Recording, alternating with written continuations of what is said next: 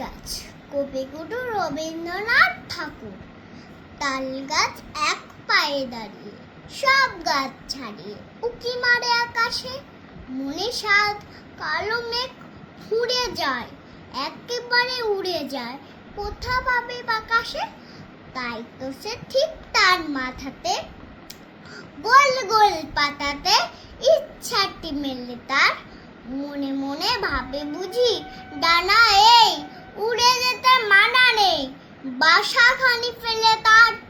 সারাদিন ঝাঁঝার থার কাঁপে পাতা পাত্তর, ওরে যেন ভাবেও মনে মনে মনে মনে আকাশেতে বেরিয়ে তারাদের এড়িয়ে যেন কোথা যাবেও।